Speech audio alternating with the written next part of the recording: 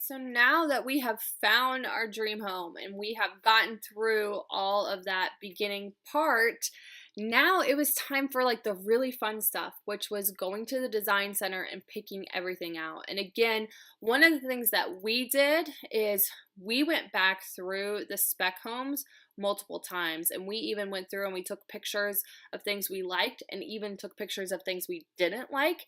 I would take a picture and then I would literally draw an X to it saying, we don't want something like this, we want that. So that way, when we went to the design center, we already knew kind of what the look and feel was that we were going for and what we wanted.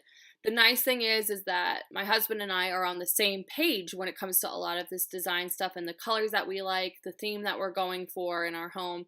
And so it was interesting though, because when we got there, we had to go through like the super boring stuff first. So again, like, where do you want the canned lights? Which rooms do you want ceiling fan fixtures for?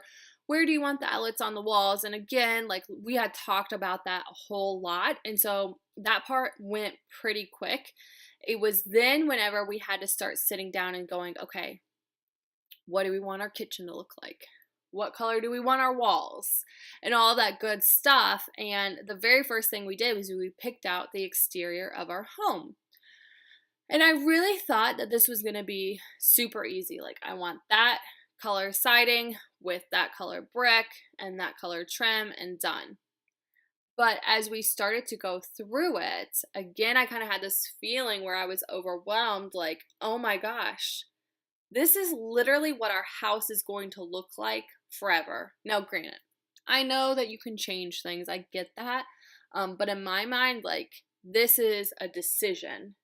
And whatever we pick, like, we're going to stick with that.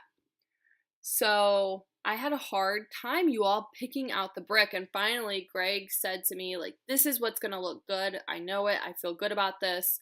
You know, we spent a lot of time not even just going through the spec homes, but driving through the neighborhood and looking at the different color siding and the different bricks for the homes that had already been built by this builder.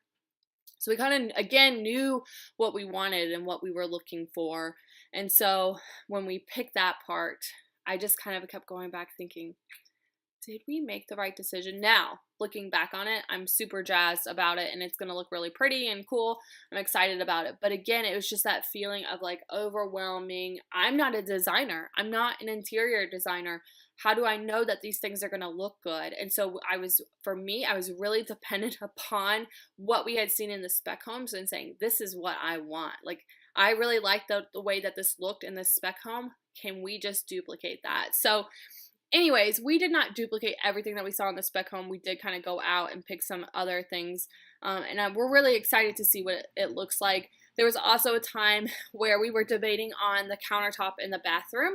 So what we agreed on is that we would do the countertop that Greg liked in our bathroom and the countertop I liked in the kids' bathrooms. And again, you know, because I was like so unsure, even now, Greg's like, do you feel good about this? And I do. I think that it's going to look absolutely beautiful. I know it's going to look great. I know that. It's just, I'm anxious to see what it looks like. So anyways, that was the whole experience there. So then, of course, they send you the paperwork back to review and all that good stuff before you start signing. And so this was all happening around the holidays where we were working on all this. So there was a lot of downtime too. But yeah, next week I will be talking about the next steps of starting to get our house ready for sale.